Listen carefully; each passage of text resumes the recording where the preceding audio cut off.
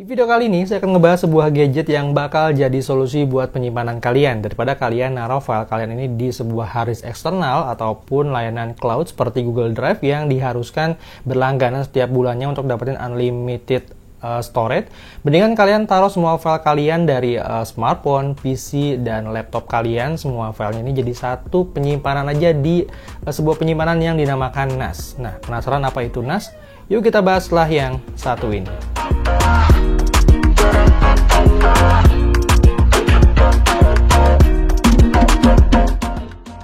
Hai, selamat datang kembali di channel Wahigo, dan di video kali ini saya nggak akan ngebahas dulu soal kustomisasi launcher ataupun tema-tema Android seperti biasanya, karena di sini saya kedatangan sebuah gadget atau NAS dari Synology yang dinamakan DS220 Plus. Nah, jadi ini adalah sebuah media penyimpanan yang memang disebut sebagai NAS atau kepanjangan dari Network Attached Storage. Nah, buat kalian yang masih awam mungkin bakal bertanya-tanya, NAS itu apa sih? Terus fungsinya apa? Dan keuntungannya juga apa? Dan kenapa kita harus pakai NAS? Oke, saya jelasin dulu mulai dari apa itu NAS. Jadi NAS itu adalah sebuah media penyimpanan yang memang dikhususkan untuk backup dan juga sharing data yang memang dia itu menggunakan jaringan, di mana jaringannya ini bisa menggunakan jaringan LAN maupun jaringan Wi-Fi. Contohnya seperti di perkantoran, NAS ini tuh jadi sebuah server penyimpanan tersendiri untuk menyimpan semua file-file karyawan. Jadi nanti kalau misalkan karyawannya butuh, dia tinggal ambil aja dalam satu penyimpanan yang dinamakan NAS, dan dia tuh bisa berbagi file dengan karyawan lainnya, dan semuanya bisa copy paste di situ, bisa ambil, bisa hapus, dan bisa mengelola filenya dalam satu tempat yang dinamakan NAS. Dan untuk jaringan yang dipakai di perkantoran sendiri biasanya menggunakan LAN, walaupun memang bisa juga menggunakan Wi-Fi.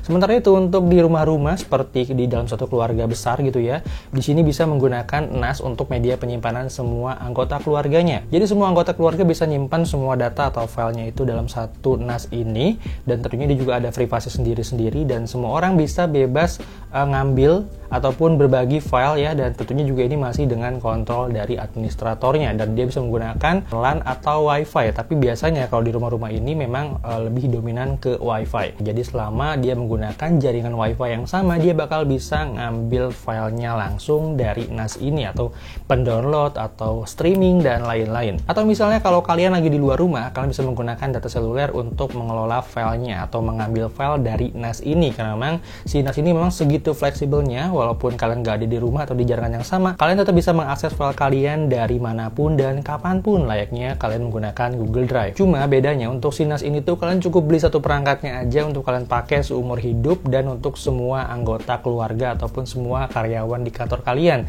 Beda halnya dengan Google Drive yang kalian harus langganan untuk mendapatkan unlimited storage. Memang sih harga NAS ini tuh nggak bisa dibilang murah juga untuk Synology NAS DS220 Plus yang ada di tangan saya ini. Di sini harganya sekitar 5-6 juta, dan itu belum termasuk harddisknya. Dan kalau mau sama harddisknya, seperti yang saya pakai di sini adalah Seagate Iron Wolf yang 4 TB ya. Itu pun saya menggunakan 2 harddisk. Nanti saya ceritain kenapa saya pakai 2 harddisk. Itu masing-masing harddisknya harganya 1,7 jutaan ya, dan kalau 2 aja itu udah 3,4 juta. Jadi total uang yang harus kalian keluarkan untuk sebuah NAS ini adalah 8-9 juta kurang lebih. Dan ini bukan sebuah hal yang sepele atau murah bisa dibilang ya, karena tidak semua orang punya uang segitu banyaknya untuk membuat atau membeli sebuah NAS. Tapi balik lagi ya, karena ini adalah solusi buat jangka panjang, pasti ini bakal worth it banget ketimbang kalian harus langganan tiap bulan untuk dapetin sebuah unlimited storage dari cloud drive, atau mungkin kalian harus pakai hard disk eksternal yang mana nantinya bakal butuh banyak banget, dan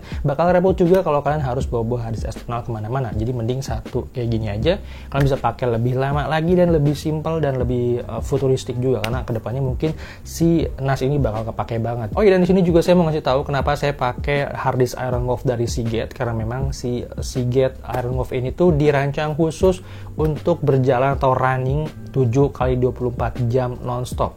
Karena memang si NAS ini tuh bakal on terus, jadi memang kita tuh butuh hard disk yang durability-nya ini kuat banget dan tahan lama gitu ya, daripada kita menggunakan hard disk konvensional atau hard disk biasa yang tidak terlalu kuat untuk sebuah NAS gitu, karena nantinya gampang rusak dan sangat beresiko. Nah, mungkin di sini kalian juga bakal bertanya-tanya, emangnya nggak boros ya NAS ini tuh jalan terus 24 jam, 7 hari nonstop, terus biaya listriknya gimana? Bengkak dong. Jawabannya sama sekali enggak, karena si NAS ini tuh irit banget soal daya listrik, karena tegangan yang dipakai cuma 14,91 watt itu kalau dia lagi on ya harddisknya, atau lagi diproses atau lagi dipakai ya.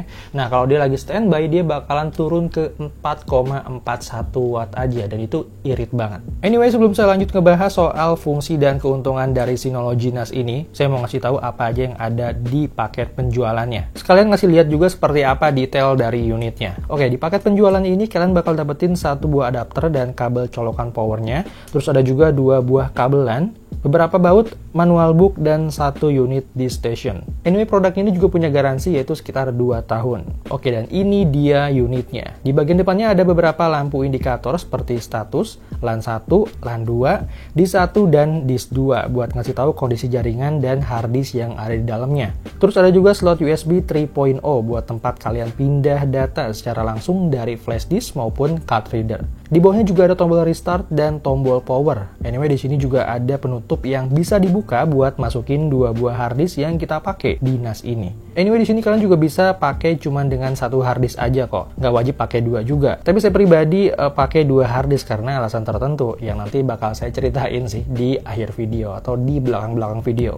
Sementara itu di bagian belakangnya ada 1 buah fan sebagai pengatur suhu, 2 buah slot LAN, slot USB 3.0, dan DC input. Anyway, berikut adalah spesifikasi dari NAS Synology DS220 Plus.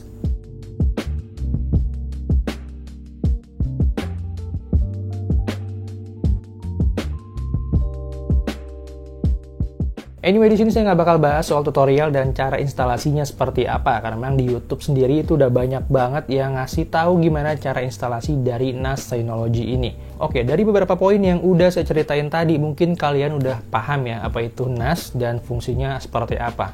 Nah, makanya di sini saya bakal ceritain atau bakal kasih tahu kalian keuntungan pakai NAS ini apa dan kenapa kalian perlu pakai NAS untuk solusi penyimpanan jangka panjang. Karena di sini saya adalah konten kreator, jadi saya bakal ceritain ke kalian dari sudut pandang konten kreator juga, yang mana menggunakan banyak banget file video atau punya banyak banget file video yang harus disimpan setiap kali syuting dalam 1 hari atau beberapa hari ya, dimana untuk penyimpanan sendiri ini sangat riskan kalau kita naruh dalam 1 atau beberapa harddisk ya, karena memang ini tuh file gede-gede banget sampai berpuluh-puluh giga juga ya, jadi nggak mungkin banget kita punya dalam 1 harddisk aja, pastinya nanti bakal kita tambah juga harddisknya dan mungkin bakal butuh 10 atau 12 harddisk dalam 1 tahun, dan itu bakalan merepotkan banget ya, karena memang nantinya kalau kalian mau keluar kalian perlu bawa harddisk eksternal itu kemana-mana, dan itu belum lagi kalau misalkan harddisknya ini hilang terus nggak ada backupan juga, karena memang kan itu cuma 1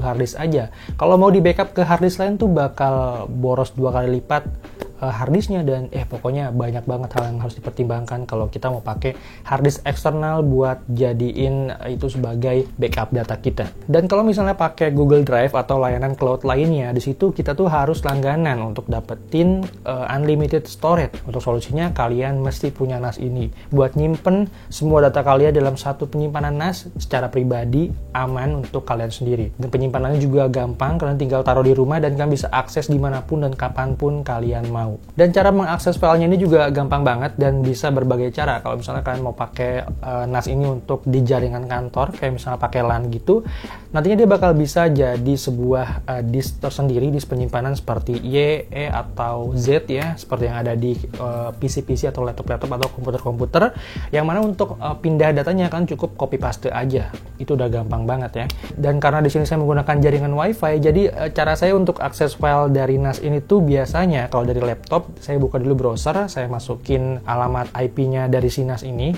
dan saya untuk lebih gampang itu saya biasanya saya bookmark ya, dan udah ada historinya juga, dan di situ saya login, masukin password, dan nantinya di situ udah ada user interface dalam 1 Windows ya, yang mana untuk user interface-nya juga gampang banget. Ini mirip banget kayak Windows, kalian bisa copy paste, bisa cut, bisa rename, dan lain sebagainya. Dan kalau mau lebih advance lagi, kalian bisa download aplikasinya yang bernama Drive. Kalian bisa install di smartphone kalian, sekaligus kalian juga bisa install di semua PC ataupun laptop kalian, yang fungsinya dimana dia tuh mirip banget sama Google Drive, yang kalian tuh bisa upload file ke situ, bisa download, terus bisa share file kalian ke semua orang, atau beberapa rekan kerja kalian, dan di situ juga ada akses yang bisa dibatasi seperti cuma bisa baca doang, cuma bisa download, cuma bisa rename dan lain sebagainya. Bener-bener mirip banget kayak Google Drive, cuman bedanya di sini tuh dia cukup beli sekali aja, nggak perlu beli berkali-kali dan nggak perlu langganan kayak si Google Drive itu. Jadi ya bisa dibilang kita kayak berasa punya server pribadi buat penyimpanan kita sendiri gitu ya. Lebih keren aja sih kayaknya. Oke, tadi kita udah ngebahas soal kenyamanan dan keuntungan dari NAS ini. Sekarang kita akan ngebahas soal keamanannya seperti apa. Karena harddisknya ini running 7x24 jam nonstop, pasti kalian bakal bertanya, gimana kalau si harddisknya ini rusak? Terus datanya hilang dong, gimana tuh? Nah, di sini pertanyaannya bagus banget. Saya bakal jelasin ke kalian karena si Synology ini tuh dia tuh nggak seperti itu. Jadi karena dia menggunakan 2 disk ya atau 2 hard disk, dia bakal jadiin salah satunya sebagai mirror file atau mirroring lah ya bisa dibilang. Jadi kalau kalian punya 4 terabyte, dia bakal bukan jadi 8 terabyte, tapi dia bakal tetap 4 terabyte terbacanya. Jadi si 4 terabyte-nya ini bakal mengcopy file dari 4 terabyte yang satunya lagi. Jadi ini bakal jadi mirror file gitu, mirroring gitu. Jadi sewaktu-waktu kalau misalnya salah satu harddisknya ini rusak, yang satunya ini masih punya backup-nya. Itu dia kenapa si Synology ini tuh bagus banget menurut saya, karena untuk keamanan sendiri pun dia tuh udah aman banget dan pastinya juga data kalian bakal terjamin, nggak bakal hilang gitu ya. Dan itu dia kenapa dia punya prosesor sendiri, kenapa dia punya RAM sendiri, itu dia yang berfungsi buat ngatur data-datanya itu. Jadi dia tuh emang bisa dibilang itu smart juga ya, karena dia punya prosesor, jadi bisa ngatur filenya itu buat di mirror ke satu harddisk lagi. Jadi itu punya beberapa sistem. Sebenarnya ini tuh bukan sebuah kewajiban untuk menggunakan mirror file seperti ini atau mirroring harddisk seperti ini, karena ini tuh pas lagi instalasi nanti bakal ditanya kok kalian tuh mau pakai mode yang mana, mau yang 4 tera tambah 4 tera jadi 8 tera atau tetap 4 tera tapi kalian punya keamanan di mirroring harddisknya, jadi kalian bisa di copy kedua-duanya. Nah, nanti di situ pas lagi instalasi bakal ditanya kalian mau yang mana. Tapi kalau buat saya pribadi, saya lebih merekomendasikan yang saya bilang tadi, yaitu mirroring file. Oke, mungkin segitu dulu aja pembahasan soal NAS kali ini, karena saya juga belum terlalu ngedalamin si NAS ini seperti apa, detail-detailnya belum terlalu jauh gitu ya, masih sekedar pemakaian biasa aja. Dan mungkin nantinya bakal saya jelasin juga gimana cara memaksimalkan NAS ini untuk media penyimpanan kalian baik di rumah maupun di kantor di lain kesempatan. Dan kalau kalian ada pertanyaan, silakan tinggalkan di kolom komentar. Kalau mau beli dan lihat-lihat barangnya seperti apa dan tipe-tipe lainnya, silakan klik link yang udah saya sediakan di deskripsi video. Dan thank you guys for watching. See you on my next video. I'm Wahyugo. I'm signing out.